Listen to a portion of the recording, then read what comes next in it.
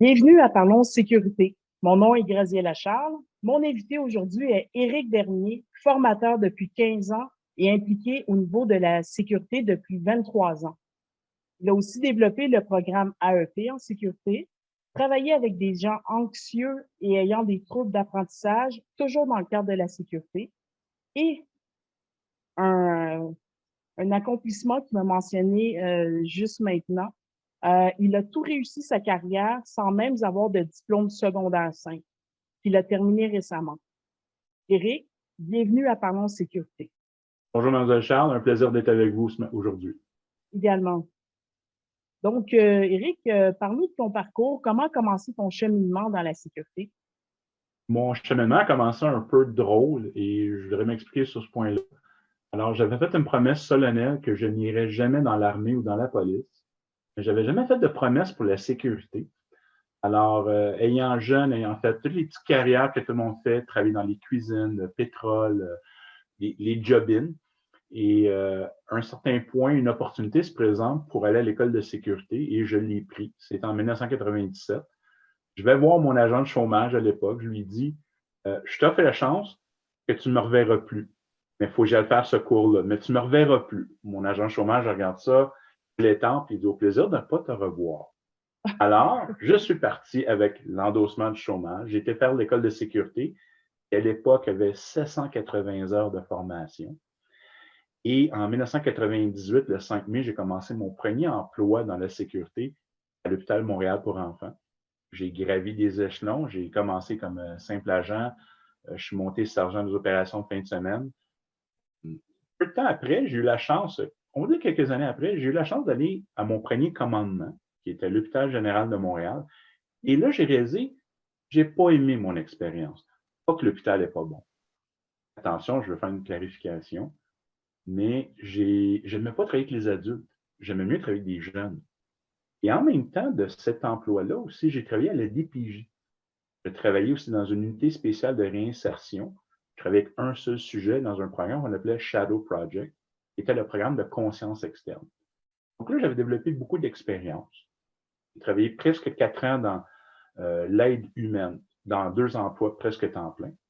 Après ça, j'ai quitté, j'étais dans l'industriel et le corporatif. Là, j'ai découvert une autre dimension de la sécurité, la dimension de la propreté de l'uniforme, l'impact, l'image, le bonjour et tout ça. Peu de temps après, j'ai décidé de suivre mon premier cours d'université. Mon premier cours d'université, j'ai été faire le fameux certificat Gestion, sécurité, police, Université de Montréal. Et je n'avais pas de secondaire 5. Mais je pouvais rentrer dans le programme et j'ai décidé, ben, je cogne, je fonce. J'ai beaucoup trippé à l'université parce que c'était conceptuel. Et à ce moment-là, Mademoiselle Charles, il y avait quelque chose, il y avait une révolution qui commençait qu'on ne voyait pas. C'était la relation entre les agents de sécurité et les policiers. Parce que ce cours-là était 50% des 2 univers. Mais à cette époque-là, dans les années 2001, la relation agent de sécurité et policier n'était guère facile. Et là, le fait qu'on était confrontés à faire des travaux d'équipe ensemble, à se parler mutuellement, je trouve que le changement a commencé à partir de là aussi. Alors, en 2004, je termine mon certificat. Je suis content dans ma famille, je suis le premier certificat d'université. Toujours pas de secondaire 5. Je continue toujours et j'ai été travailler quelques années, j'ai eu la chance de devenir consultant. J'ai commencé avec la compagnie Gardien de sécurité à l'époque. M. Marc Aurel, d'avoir quelqu'un qui est comme bras droit, qui voulait travailler avec lui. J'ai commencé avec lui, il m'a donné des opportunités. J'ai été un très grand mentor dans ma vie, m'a appris beaucoup de choses. Après ça, j'ai fait d'autres emplois dans la sécurité, autant qu'agent, sergent, tous ces postes-là. Et en 2008, M. Marcorel m'appelle, il me dit, une belle petite blague là-dessus, il dit, Éric, j'ai un contrat pour toi en consultation, tu vas être consultant junior, mais je t'envoie dans le Nord. Puis moi, je dis, dans le Nord. C'est où ça dans le Nord? Saint-Jérôme? Il dit, non, non, un petit peu plus haut. Mont-Laurier? Il dit, non, non, un petit peu plus haut. Qu'est-ce qu'il y a après Mont-Laurier? Il dit, je t'envoie au Nunavut. Nunavut, au nord du Manitoba, est-ce que c'est une promotion ou une punition? Puis il dit, dans ton cas, c'est un peu des deux. Là. Il dit, tu as agacé une couple de personnes, mais il dit, bon, il dit, t'es sûr qu'il parle anglais. Okay. Alors, j'ai commencé presque 2 ans au Nunavut. Et c'est dans cette période-là, dans mes voyages entre Montréal et Nunavut, j'ai commencé à enseigner en partiel. C'était une job-in au départ, un à côté qui était plaisant. Puis je ne me voyais pas devenir formateur. Moi, l'école, c'était pas mon bag. Donc, je dis, OK, je vais essayer. Je parlais anglais. Je n'avais pas de difficulté. Alors, embarque. Je fais de la formation au Nunavut pour les équipes d'agents de sécurité dans les projets miniers. Forme des agents à Montréal quand je revenais parce que l'école avait quand même besoin d'un professeur. Puis moi, j'avais annoncé aux étudiants, j'ai écouté, moi, je suis entre les voyages. Mais les étudiants solidaires avaient été voir la direction qui avait dit, nous, on est prêts à travailler pendant les semaines qui n'est pas là, mais les semaines qui est là, on veut qu'ils viennent nous enseigner. Mhm. OK. Wow, acte de solidarité, c'est Ah parfait, oui. j'accepte. Alors, je partais 14 jours, je revenais 14 jours. J'enseignais au moins 10 jours, je repartais 14 jours, mais j'envoyais des devoirs. Malgré que j'étais au Nunavut, j'envoyais des devoirs à Montréal. Donc, je m'arrangeais. Mhm. Je continue ma carrière. J'ai eu la chance de faire de la gestion après ça à un nouveau niveau. J'ai été chef de sécurité du campus universitaire de Saint-Jérôme, de l'UQO. Et j'ai géré ça. Et après, quelques temps après, une opportunité magique s'est présentée. C'était, peux-tu venir enseigner au niveau plus temps plein dans les commissions scolaires? Une invitation m'est envoyée et j'ai accepté. Et depuis ce moment-là, 2013, j'ai souvent beaucoup plus enseigné au niveau des écoles publiques. Donc, j'ai enseigné dans la machine publique avec le début des 70 heures, comme sûrement vous avez sûrement vu aussi, les fameuses formations de 70 heures, 30 heures de législation, 24 heures de mesures d'urgence, 16 heures de premiers soins. Mhm. Et en 2015, M. Luc Lemire, il me dit, il me pas, puis il me dit, là, tu as enseigné les 70 heures, est-ce que ça te tente de venir enseigner l'AEP? Ouais, tout surpris. Oui, absolument. Faut pas oublier, j'ai toujours pas secondaire 5, là. Je travaille dans la machine publique. Je dis, oui, oui, j'accepte le Il n'y a pas défi. de problème. Il n'y a pas de problème. Et Luc Lemire, très drôle, il me dit le mercredi, il dit, tu commences lundi. Moi, oui, pas de problème. Est-ce que la matière est montée? Et c'est là qu'il me sort la souris. Il dit, non, non, non. Tout se fabrique à partir de maintenant. Aïe, aïe. Là, t'es sérieux, toi, là? Il dit oui, puis il dit, tu commences lundi, puis il dit, accroche-toi, tu as des semaines pleines qui s'en viennent. Ah. Alors, Mademoiselle Charles, j'ai travaillé ces semaines-là jusqu'à. J'allais donner mon cours, je revenais à la maison, je mangeais mon souper, je me rassoyais devant le laptop, je créais des cours jusqu'à 2 heures du matin, me relevais à 8 heures devant la classe. Oui, puis c'était pas parfait, là. Nouvelle expérience, puis c'était un petit peu, là, excusez, je vais faire une drôle de comparaison, un petit peu comme faire des crêpes. La première crêpe était toujours un peu bizarre. Mon premier cours, il était correct, mais les matins, je regardais les crêpes, oh boy, j'étais fatigué quand j'ai écrit ça. Mais ça a super bien fonctionné. OK. Ça a amené une vision que d'autres écoles ne voulaient pas voir, une Mhm. vision un petit peu plus différente. Ça a fonctionné. Et de 2015 jusqu'à 2020, j'ai beaucoup géré les cours. En 2017, j'ai géré l'AEP. Puis en 2020, j'ai laissé d'autres opportunités. D'autres gens semblaient vouloir le faire. Alors, j'ai laissé aller. Et maintenant, oui, je travaille encore avec les écoles publiques. Je suis beaucoup approché par différentes commissions scolaires, me demander ben, comment est-ce qu'on fait telle chose. J'ai des commissions scolaires anglophones qui m'approchent des fois. Hey, how do we start this? How are we going to do this? Mhm.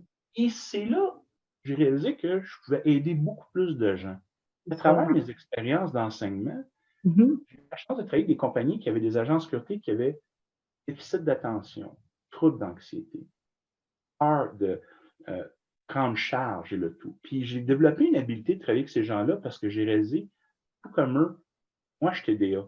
J'ai une tendance à cette puissante tendance à la TDA. Mhm. Et si je pouvais comprendre eux, ben, je me comprenais moi. J'ai Absolument. plus de plaisir de travailler aussi avec cette clientèle-là. J'adore travailler. Ça m'amenait à être capable d'adorer travailler avec toutes les clientèles. Et quand je travaille avec cette clientèle-là, je réalise les difficultés qu'ils ont, Mhm. j'ai encore plus de plaisir à vouloir les aider parce que je suis passé par là. Alors, ah, c'est un super beau parcours, Eric. Merci beaucoup Merci beaucoup. de partager ça avec nous. C'est plus que je pensais. T'en mets en arrière de la cravate. On peut se tutoyer, là. On se tutoie dans la Absolument. vie, là. Il y a pas de gêne, là. On va continuer à le faire. Donc, puis dis-moi, Eric, pourquoi tu as choisi ce domaine-là? Pourquoi avoir choisi le domaine de la sécurité?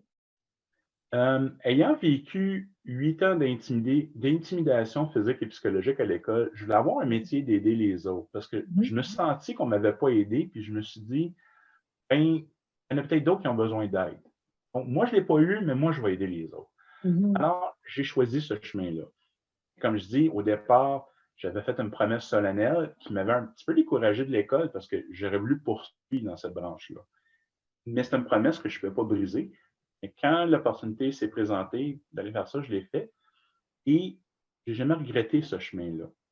Mais Ok. il était un parcours qui n'a pas été facile. Ça a eu beaucoup d'embûches dedans. Si les gens me disent, ah, c'est un beau parcours, attention, il y a des embûches dedans. Ah ouais, ça c'est... Ah oui, oui. Dis-moi, maintenant, qu'est-ce qui t'a amené à être formateur? Ça, c'est un concours de circonstances et je spécifie.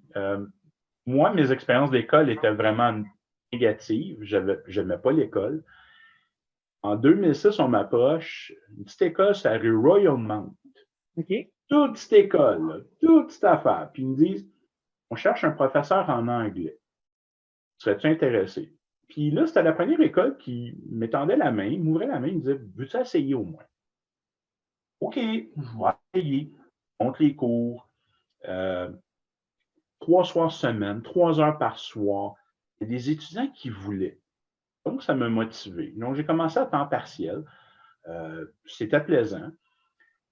Développement plus tard, au fur et à mesure, j'ai développé plus de cours, plus de techniques comment enseigner. Donc, Mhm. j'ai commencé avec des écoles privées. En 2013, les écoles publiques se sont présentées.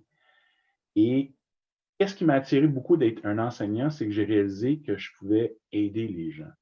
C'est pas juste de dire, voici comment tu écris un rapport, voici comment tu fais une patrouille. Non, Mhm. je voyais beaucoup de gens qui se battaient dans des éléments de leur vie, de se chercher. Puis moi aussi, je m'étais cherché longtemps. Puis là, je voyais, je pouvais aider les gens et ça me motivait deux OK. fois plus. Même si j'étais fatigué, je me sentais pas bien, je me suis blessé une couple de fois dans des cours, euh, mais j'y allais pareil. Peu importe, Mhm. j'y allais pareil. OK. Très bien, ouais, c'est ça, d'aider les gens, c'est toujours gratifiant, hein. Il y a toujours un, ça vaut plus que de l'or, comme on dit, là. Tu sais, je le vis aussi avec le handicap de la base.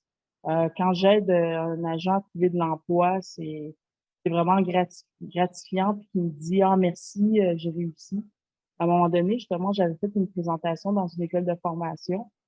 Puis déjà, dans un des étudiants, lui, je l'avais déjà contacté, on s'était déjà parlé au téléphone, je savais pas qu'il était dans le groupe. Il a dit, oh, ouais, moi, je suis déjà inscrit, on s'est déjà parlé. Grâce à toi, j'ai trouvé un stage avec une compagnie, merci beaucoup. Puis c'était comme, wow, ça commence bien. Votre service que vous offrez est vraiment important présentement à la communauté de la sécurité parce qu'il y a beaucoup de gens qui ne savent pas, qui ont de la difficulté à chercher un emploi. On ne se cachera pas, c'est facile de dire, je vais sur Internet. Il y a des sites dédiés, rien que le vôtre. Et ça permet à la communauté de la sécurité, surtout tous les nouveaux, peu importe l'âge, ça leur permet d'avoir une chance de dire, au moins, si je vais là, j'ai une référence, j'ai une information. Et nous, les formateurs, je crois que c'est important, c'est qu'on les dirige aussi vers ce genre de ressources-là, parce que c'est beau, nous, les formateurs, de dire on peut aider à chercher un stage. C'est facile tout ça, mais en même temps, là, votre service devient le one-stop shop. Mm. Ça, c'est très important parce que moi, quand j'ai des cours de recherche d'emploi, je devais leur dire, OK, on a site 1, site 2, site 3, il va cogner au pas. Versus là, au départ, ils ont déjà une base, puis ça les amène à être plus confiants, de ne pas avoir peur d'aller cogner. Parce qu'il y en a beaucoup, ça peut être des situations de nouveaux migrants, il y en a, c'est manque de confiance. Et là, d'aller Oh, cogner au oui. pas, dire, euh, est-ce que je peux avoir une chance? Est-ce que je peux juste faire un stage? Peu importe si je vais avoir un emploi à la fin, mais de dire l'expérience. Et Mhm. pour d'autres, de dire, je vais sortir de ma zone de confort. Ça, c'est incroyable. Puis, il y en a qui ont pris des risques. J'ai vu des étudiants dire, je prends une chance là. Puis même moi, j'étais, ouh, t'es ambitieux un peu, là. OK, Mais OK. sortir de là, je savais qu'elle allait pas avoir un job, mais de dire, je l'ai fait, il pouvait l'écrire dans son CV, puis le voir les connaître d'autres parts, dire, hey, moi, j'ai fait ça. C'est ça, Ça valait tous les troubles, les efforts, le tout. Ça valait le tout, ça. absolument, ouais. 100% d'accord. Hum, Dis-moi, Eric, qu'est-ce qui te passionne dans ce métier? Tu es formateur. C'est quoi ta passion? Je vais le dire avec une très drôle d'expression. Les gens qui arrivent devant moi viennent de tous les niveaux d'âge, tous les niveaux de vie. Il y en a qui ont eu, j'ai vu des gens devant moi avec des bacs. J'ai déjà eu un médecin devant moi. OK. J'en ai eu qui ont des secondaires 3 puis ils l'ont passé borderline. Là, ils se sont battus pour aller chercher les derniers points. Mhm. Moi, qu'est-ce qui me passionne, c'est quand les gens arrivent devant moi, qu'est-ce qui va me passionner, c'est qu'ils acceptent de relever un défi. Puis, ce ne sera pas un défi facile parce qu'aller dans ce métier-là, c'est complexe. Puis de voir les gens réussir, les yeux brillants, quand ils arrivent à la fin d'un cours, ça me passionne. Parce que pour moi, je me dis, ça, c'est la plus belle récompense que jamais je vais avoir. Peu importe le salaire, peu importe une plaque sur un mur, j'en ai pas, j'en veux pas. Et de voir les gens réussir, ça me passionne parce que j'ai eu des mentors dans ma vie. J'ai eu des gens qui m'ont appuyé. J'ai eu des gens qui ont. J'en ai eu des mentors qui étaient peut-être plus durs avec moi. Et ils voulaient que j'apprenne. Puis je suis reconnaissant aujourd'hui. Dans ce temps-là, je suis honnête, j'étais absolument pas reconnaissant. C'est quoi son problème à lui ou à elle? Mhm. Non, aujourd'hui, wow, j'en parle d'un coup. Je suis devenu passionné parce que ces gens-là étaient passionnés. Ils m'ont donné des outils pour devenir passionné. Donc, ma recette de succès, c'est pas juste moi, c'est que j'ai eu de l'aide, j'ai eu du mentorat, j'ai eu des gens qui m'ont accompagné. Je ne suis pas Mhm. toujours d'accord avec eux. Ça, je pense, c'est la partie importante de mentionner dans le mentorat. On ne sera jamais toujours d'accord avec nos mentors, mais pas sur le moment. Puis c'est plus tard, avec l'expérience, la sagesse qu'on réalise. Et qu'est-ce qu'elle essaie de me dire? Là, je le comprends. Sur ce moment-là, je ne pouvais pas le comprendre. OK. Ça, avec l'expérience, comme tu dis, la sagesse, là, on peut revenir et puis dire, ah, OK, c'est ça qu'il voulait dire. Oui, mais sur le Ah, moment, c'est c'est pas ça la phrase qui est comprise. Sur le moment, c'est vraiment, là, c'est quoi son problème? Qu'est-ce qu'il veut? Il est toujours sur mon dos. Et en c'est réalité, qu'est-ce ça. qu'il essaie de me dire, c'est si tu mets un peu plus d'effort, tu vas te sauver tant d'énergie. Mhm. Mais c'est sûr, à ce moment-là de ma vie, c'est sûrement pas comme ça que j'ai compris ça. Moi, c'est ah, il est sur mon dos, ah, il est fatiguant. Ah, Aïe, aïe, aujourd'hui, aïe. il y en a deux autres que quand je les revois, ça me fait plaisir de leur serrer la main. En temps de pandémie, je me mets au moins un gant, mais je peux leur serrer la main et dire merci beaucoup. Ce moment-là, je ne l'ai peut-être pas apprécié. Ce moment-là, vous avez pris une décision à mon égard, je ne l'ai peut-être pas apprécié, mais vous m'avez rendu un service. Très bien. Très, très humble de toi de revenir vers eux et de leur mentionner. Ça, honnêtement, Mlle Charles, c'est mon vilain défaut. C'est l'humilité. Parce que quand un cours termine, les étudiants viennent me voir, des fois, ils me disent Éric, c'est grâce à toi. Puis moi, je suis comme non, c'est pas moi. Et moi, j'ai rien fait. Moi, j'ai raconté une histoire. Toi, tu as choisi de m'écouter et de Mhm. l'accepter. Et juste, je prends une petite seconde quand ce que je venais de dire, j'ai eu un père d'un étudiant qui m'appelle, qui me dit Monsieur Bernier, je suis le père de tel étudiant. Et sur le coup, je suis comme oh boy, ça y est, rinçage d'oreille s'en vient. Puis non, pas du tout, c'était Monsieur Bernier. C'est la première fois je vois ma fille se lever de bonne heure le matin, faire son lit, être motivée, se lever, pas de chicane, pas d'argument. Puis il dit, elle vous écoute. Puis il dit, c'est quoi vous avez fait à ma fille? Et moi, je Voilà. sais pas. Je ne sais pas c'est quoi j'ai fait, mais ça marche. Puis si ça marche, j'ai arrêté de me questionner. Je Mhm. suis sincère avec vous, Mme Charles. J'ai encore de la misère à dire quand les gens me disent, à l'accepter. J'ai encore la difficulté avec ça. Ça me chicote parce que je vois pas qu'est-ce que j'ai fait de magique. J'ai OK. juste raconté une histoire. Comme ça, je le vois. Ah, ben, c'est d'avoir un impact sur la vie des gens, là, veux pas, en étant en face des gens, comme en étant formateur. Tu es un genre de leader, puis ça, tu as un impact positif sur la vie des gens, sans le vouloir peut-être, mais quand même, cet impact-là est là, puis les gens, ils le ressentent, ils le vivent, donc ils te permettent de te dire merci parce que c'est quelque chose que tu leur as donné. Donc, il faut travailler sur accepter les fleurs, parce on le met, tu le mérites, Eric. Tu le mérites. J'ai toujours peur des fleurs. Je vous le dis honnêtement, j'ai toujours peur parce qu'il y a une expression qui dit quand on lance des fleurs, le pot suit. Donc, je suis Ah, toujours, pas pour toi. toujours un petit peu une crainte comme des fleurs. Non, c'est correct, c'est correct. Ah, en tout Soyez de cas, main, c'est correct. Je suis très sincère, non. Et oui, je suis très humble parce que j'ai J'ai passé par ces chemins-là. Souvent, quand l'étudiant dit « j'ai un trouble d'anxiété, j'ai peur je les ai toutes vécues, ces émotions-là. Puis je le comprends. En tout cas, je veux dire, je suis mieux placé pour comprendre la personne. Je ne vous cacherai pas, je n'ai pas un bac en éducation spéciale. J'ai rien de tout ça. J'ai le bac de la vie. Drôle de bac, mais j'ai un bac de la vie. Et lui m'a permis beaucoup de comprendre les gens. Ça m'a beaucoup aidé à aider les gens après ça. Absolument. C'est ça la différence entre le terrain et les bancs d'école, hein? C'est de vivre l'expérience les deux pieds dedans.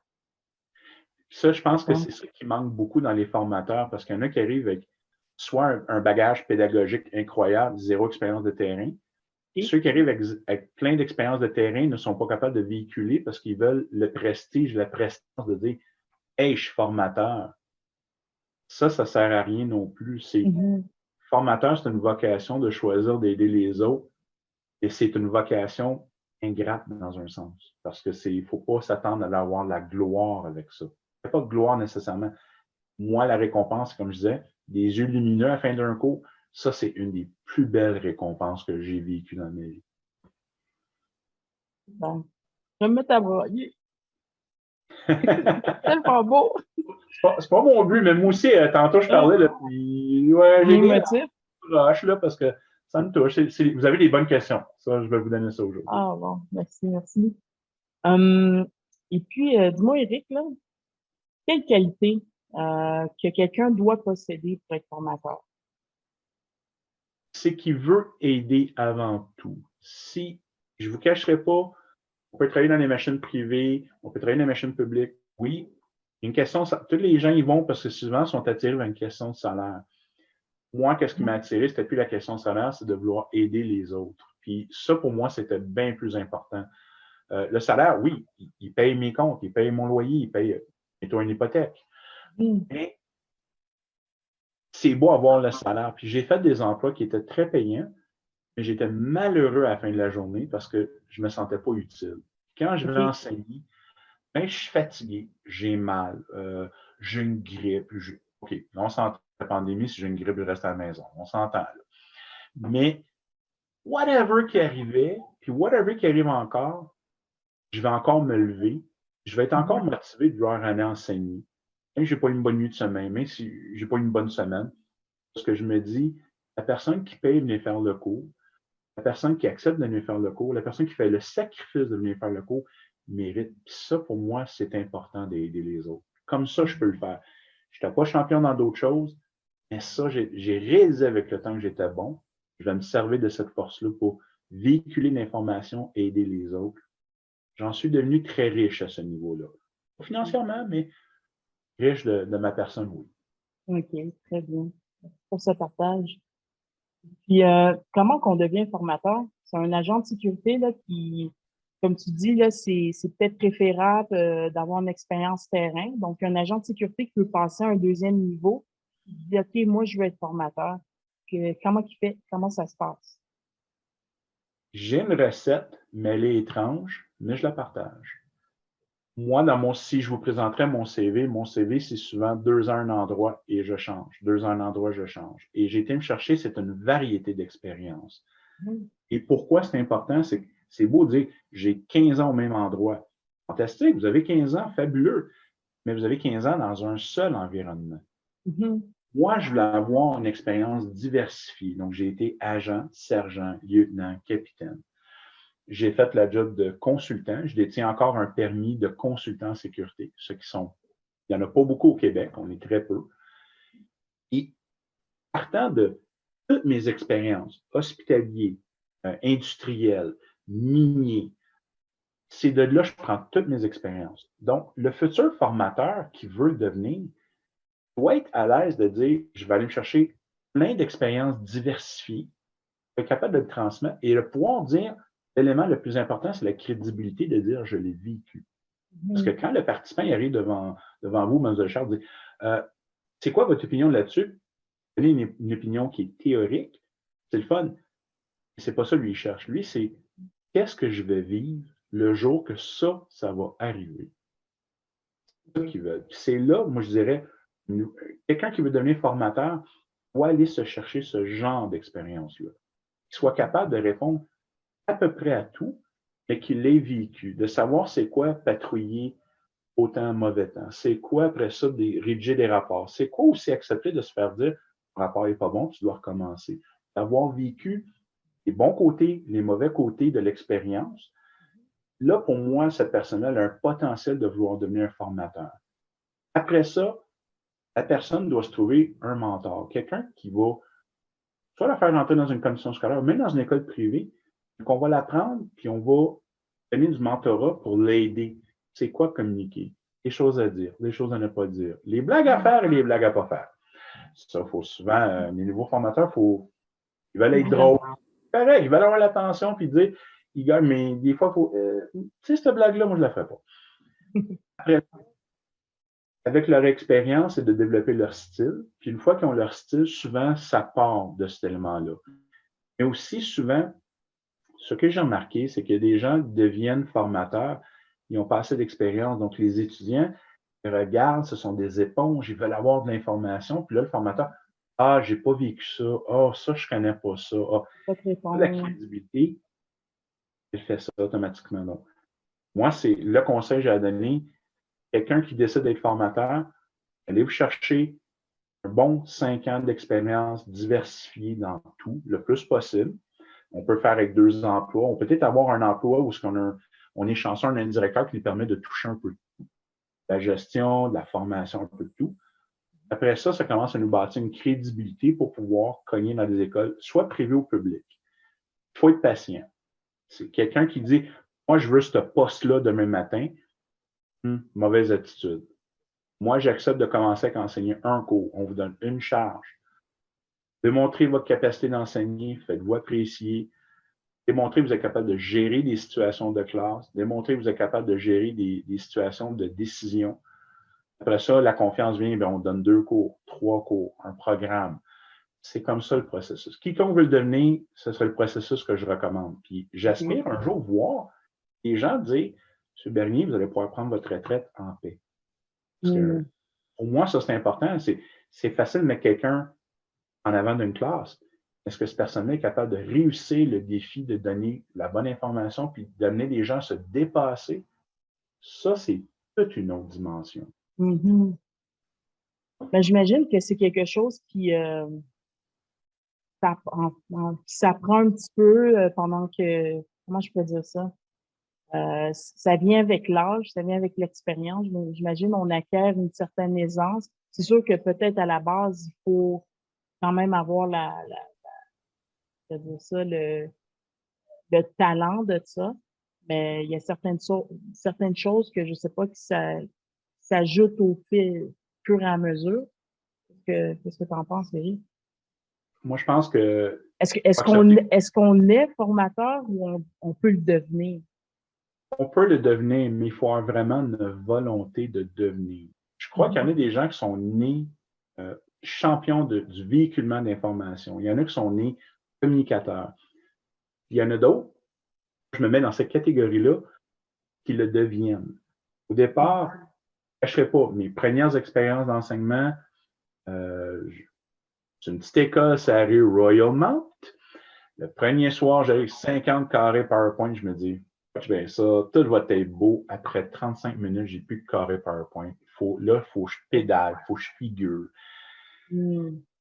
Puis c'est là que l'expérience de s'adapter aux situations, c'est là aussi mon certificat d'université m'avait aidé parce que là, j'avais des idées dans la tête. OK, j'ai plus ça, parfait, on va commencer à faire ça des choses sur le terrain, on va aller se promener, on va aller regarder, on va aller parler de toutes sortes de facteurs. Mais je ne vous cacherai pas, ma première expérience d'enseignement, un petit peu boiteux. Oh, c'était boiteux, oui. Mais ces expériences-là, par contre, j'ai appris à être toujours capable de me retourner, toujours traîner plus d'équipement avec moi. Pas me fier que l'école de tout. Traîner des câbles, mon laptop, des haut-parleurs, il n'y a rien que je n'ai pas traîné. Traîner des crayons pour le tableau. Après ça, traîner de la matière, des vidéos. J'étais toujours capable de me retourner sur un dissous. Quand le directeur me dirait, je suis pris, tu peux t'enseigner ça, j'ai passé le matériel. Oh, je vais trouver quelque chose. Oui, mais en dedans de moi, je suis honnête. Des fois, je vais répondre ça. Oh, il n'y a pas de problème. En dedans de moi, le cœur bat. Là, c'est OK, I gotta figure it out. Faut que ça marche. Là, il faut que je fasse du MacGyver. Mais, je suis obligé de dire, comme vous avez dit, c'est un mélange d'expérience, d'éducation, c'est un ensemble de tout. C'est là qu'il faut que je mette un petit peu de stress sur le bac de la vie devient important. C'est pas juste le bac pédagogique, c'est pas juste le bac d'expérience, c'est le bac de la vie. Est-ce que je suis à l'aise de me retourner dans une situation et d'accepter, ben, j'ai pas le contrôle dessus, mais je dois avoir le contrôle, je dois réussir coûte que coûte. Ça a été beaucoup mon bac de réussite, ça a été beaucoup ça. Très bien. Et puis, dis-moi, quelle formation donnes-tu présentement? Qu'est-ce qui se passe avec toi en ce moment? J'enseigne j'enseigne surtout dans 2 commissions scolaires. J'aspire à enseigner bientôt dans une commission scolaire anglophone, parce que ça a été ma première job, ça a été d'enseigner en anglais. Alors, j'aimerais ça me remettre les pieds un peu dans les racines. Alors, j'enseigne parfois encore dans l'AEP. Je suis dans une autre commission scolaire parce qu'on est en train de développer le programme AEP présentement, parce qu'eux aussi veulent le partir. Et je suis en train de travailler dans cette direction-là. Nous, je regarde présentement qu'une commission scolaire, c'est une possibilité d'aller en alternance travail-études.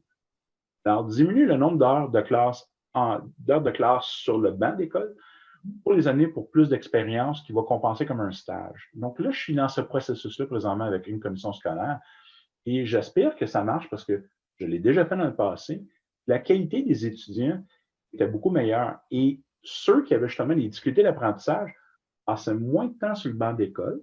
Fait qu'ils fassent un focus, par contre. Un focus, je leur disais le matin, là, on rentre, focus, C'est ça. 30 heures. Fait que Puis, ce que tu veux. dis-moi, Eric, Allez-y. comment que ça fonctionnerait? Donc, dans le fond, ce serait de réduire tout ça, ce serait une formation de combien d'heures? Quand tu parles parce que c'est vraiment intéressant, ça, de mélanger du terrain et du théorique. Donc, est-ce que ça serait, premièrement, ma première question, est-ce que ça serait possible pour une formation de 70 heures ou ça devrait être un AEP ou une formation plus longue? Le 70 heures, on ne peut pas y toucher parce que c'est le règlement du Bureau de la sécurité privée et de la loi 88. Il n'y a rien à faire, on ne peut pas y toucher. Okay. Par contre, après ça, je donne un exemple. Un cours qui serait, mettons, de 30 heures, si je peux en réduire, mettons, jusqu'à 20 heures de théorie et avec des partenaires d'entreprise qui choisissent leurs candidats, qui nous permettent de prendre le candidat, de le mettre en stage dans cette entreprise-là. Alors, mettons, je donne un exemple, on fait 20 heures de patrouille, on a donné toute la théorie, là, il s'en va faire 10 heures avec quelqu'un qui va le prendre sous son aile pour faire plus de pratique sur le terrain. La formule est gagnante. Je l'ai vécu. Puis les candidats qui ont plus de difficultés à apprendre, eux, se sentaient beaucoup plus soutenus parce que là, ils se disaient, OK, j'ai un bout à faire de théorie. Après ça, ils allaient l'appliquer immédiatement sur le terrain versus je fais 380 heures, mettons 350 heures de formation et après ça, je m'en vais sur le terrain. Si le cours n'est pas mélangé de laboratoire ou d'expérience, c'est là les problèmes commencent. Puis moi, je suis un champion des laboratoires. J'adore faire des labos. J'adore faire vivre ce qu'ils vont vivre. C'est complexe. Des journées où est-ce qu'on patrouille, aller éteindre un feu, rédiger un rapport. J'adore faire vivre ça. Pourquoi? C'est la réalité de l'agent. Donc, ce programme-là, c'est qu'est-ce qu'on vise bientôt. On est en préparation pour le développer. Et ici, on est présentement aussi, on parle avec des partenaires d'affaires qui peuvent nous aider. Eux vont choisir leur candidat. Nous, on fait le candidat. Il appartient à cette compagnie-là. Il va porter l'uniforme de cette compagnie-là. Nous, on le forme. À partir de ce moment-là, 30 heures de formation, retourne en stage dans cette entreprise-là. Nous, on accompagne le participant dans le stage. Et le participant, à la fin, non seulement, oui, il y a tant d'heures de théorie, mais il y a tant d'heures d'expérience qui sont vérifiables, mesurables et quantifiables. Et ça démarque l'agent d'une manière complètement différente versus le candidat qui a fait, moi j'ai fait 350 heures de théorie et là je commence mon stage. Nous, le programme, le but, c'est de l'amener, non, tu vas faire de la théorie, mais tu vas avoir de l'expérience en plus de la ceinture. Et pour le participant qui a TDAH, trouble d'anxiété, toute cette clientèle-là qui l'annonceront pas, ils ne rentreront jamais dans le cours et disent, monsieur, j'ai un problème. Ils ont peur. Là, ils se sentent soutenus dans le processus. Ça a été fait à Montréal, j'ai eu la chance de participer dans ce processus-là. Et le résultat est fort incroyable parce que les gens étaient motivés de se rendre du début jusqu'à la fin.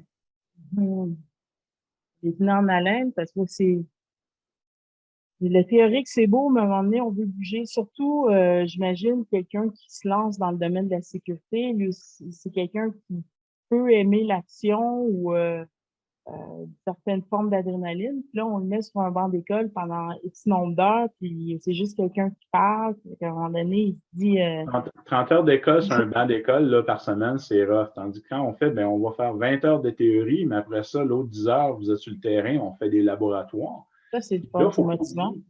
En plus, avec la pandémie, beaucoup des cours sont donnés à distance. Donc, c'est très difficile d'être à la maison et Mhm. motivé. Puis peut-être l'environnement du participant n'est pas plus facile. On ne se cachera pas. Là. Il y a peut-être des enfants à la maison, un animal de compagnie. Donc, j'ai vu ça souvent dans les cours. Maintenant, on voit le chat se promener dans l'écran. On entend un ouin d'un enfant en arrière.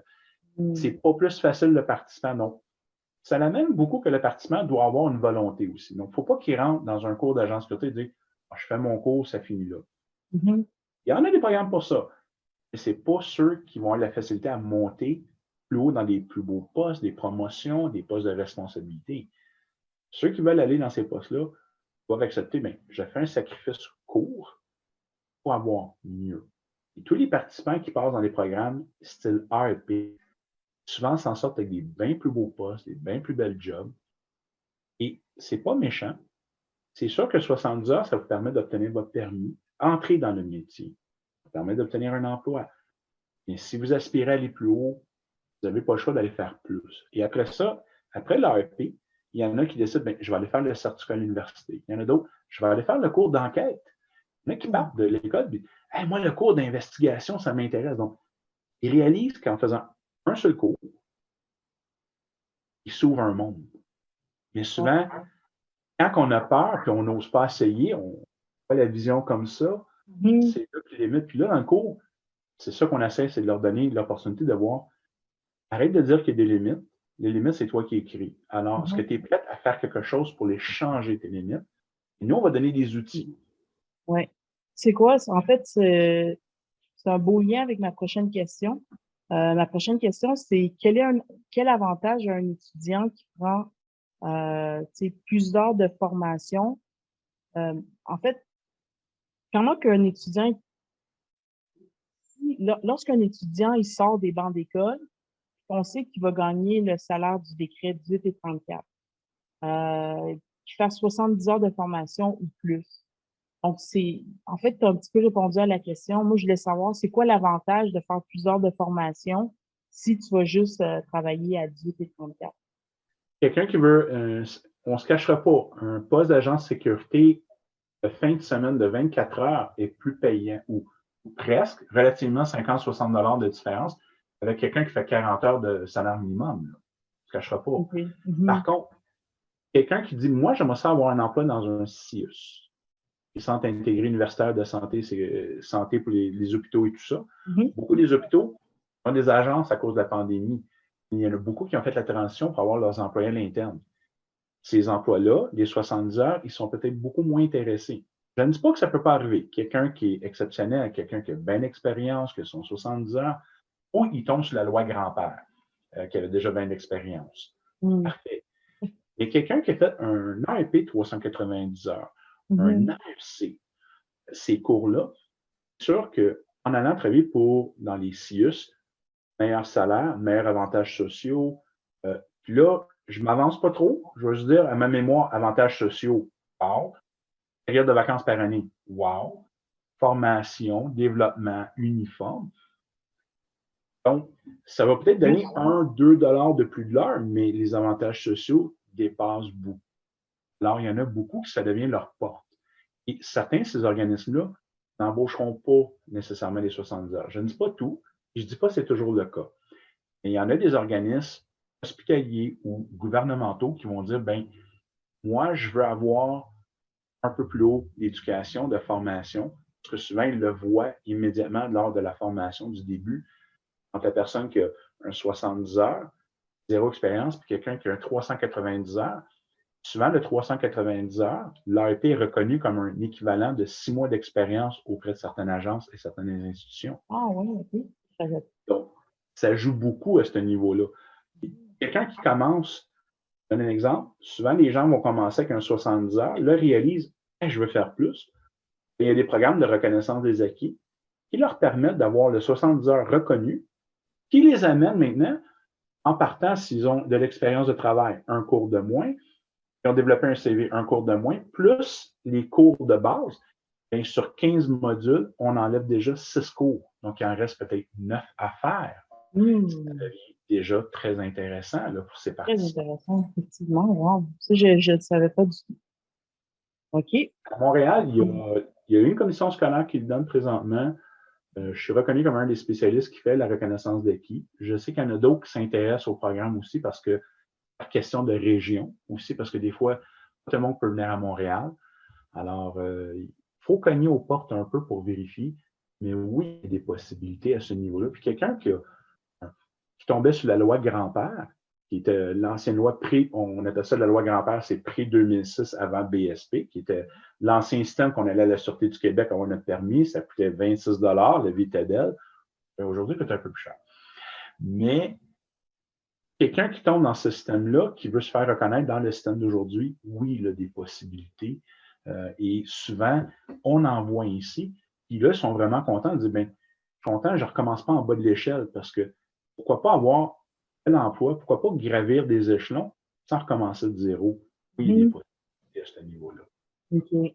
Très bien. Reconnaissance d'acquis. C'est ça? Oui, la RAC, on appelle ça la RAC. RAC. OK. Très bien. Merci pour ça. Donc, une fois qu'un étudiant a terminé sa formation, de quelle façon que vous les préparez à la réalité du marché du travail? C'est pas à la fin de la formation pour la réalité du marché du travail, c'est les préparer pendant la formation. OK. Soyons honnêtes, la pandémie a changé beaucoup les règles, elle a changé les comportements des gens. Et là, on doit beaucoup plus préparer aux agents de sécurité, c'est faire face aux comportements beaucoup plus verbaux qu'avant. Avant, c'est occasionnel. Aujourd'hui, c'est beaucoup plus direct. La réalité de travailler avec des masques. La communication a beaucoup changé parce qu'on ne se cachera pas, quelque chose devant la bouche influence le son, influence le ton. Puis, si vous avez des gens qui ont de la difficulté de compréhension auditive, qui doivent lire les lèvres, ça devient plus difficile. Donc là, on doit préparer l'agent dans cette première dimension-là. La deuxième, le monde change, les besoins de l'industrie changent, les attentes augmentent. On doit préparer le candidat à cette réalité-là. La troisième réalité aussi, c'est qu'à travers le cours, ils se sentent tous soutenus. Et la dernière phase du cours, on doit les préparer à on ne sera plus là, nous, bientôt. Vous allez devoir apprendre à voler vos propres ailes. Donc, l'expression maman prend les petits oisillons, là, puis elle les lance en bas du nid, là, ça va arriver, là, ça s'en vient. Là. Get ready for it. Et là, quand il arrive la première journée de stage, là, ils réalisent que maman a pris les oisillons puis elle les a lancés en bas du nid. Puis là, faites un choix. Hein. Tu voles ou tu t'écrases. Un des deux choisis. Mais c'est pas vrai que c'est juste après. Non. Un bon formateur, présentement, se prépare dès le jour 1 à la réalité, disciplinaire, arriver à l'heure, être prêt, un bon uniforme. Si ceux qui acceptent, qui adhèrent à ce modèle-là, ils réussissent très bien. Ceux qui n'aiment pas la discipline, n'aiment pas l'autorité, n'aiment pas s'investir, ils en arrachent tout le long. Ils ont une job à la fin, mais ce n'était pas la job voulue. C'est là que la réalité s'installe beaucoup. Pour moi, ceux qui veulent réussir, ça commence jour 1. S'ils ne commencent pas là, ils vont avoir de la difficulté. Oui, hein. Puis comment vous faites pour aller chercher des nouveaux étudiants, vos prochains étudiants? De quelle façon j'imagine, qu'ils tombent pas du ciel? On parle beaucoup des fois avec un site qui s'appelle 10-4 Database, qui est pas mal écœurant là-dessus, qui est très utile. Il y a ça. Il y a les sites Internet de toutes les commissions scolaires. Il y a aussi agentsécurité.ca qui informe de toutes les formations qui se donnent au niveau public. Peu importe le secteur, vous pouvez avoir de l'information. Est-ce que le secteur donne aussi l'ARP? Est-ce qu'il offre la RAC? On va avoir plus d'informations sur ce site-là. Donc, quelqu'un qui veut commencer, c'est une première opportunité d'aller voir là. La deuxième, oui, il y a des écoles aussi privées. Puis, je ne dirais rien contre les écoles privées parce qu'ils remplissent tout autant un besoin. Puis, des fois, la machine publique peut avoir plus de difficultés à remplir. Donc, les deux, il n'y a pas nécessairement de bonnes et mauvaises écoles. La formation se ressemble étrangement dans toutes les écoles. Qu'est-ce qui change, c'est qui est en avant qui parle. Là, ça change. Mhm. Si vous prenez n'importe quelle école, que ce soit Garda World, que ce soit une commission scolaire, que ce soit la formation chez les commissionnaires, si on ouvre le manuel, là, c'est toutes les mêmes informations qu'on va trouver. Le même triangle du feu, on va trouver les mêmes règles. La rédaction de rapport peut être un peu différente. Après ça, c'est qui en avant qui parle? Est-ce que c'est quelqu'un qui veut le bien de l'étudiant? Est-ce que c'est quelqu'un qui veut juste enseigner?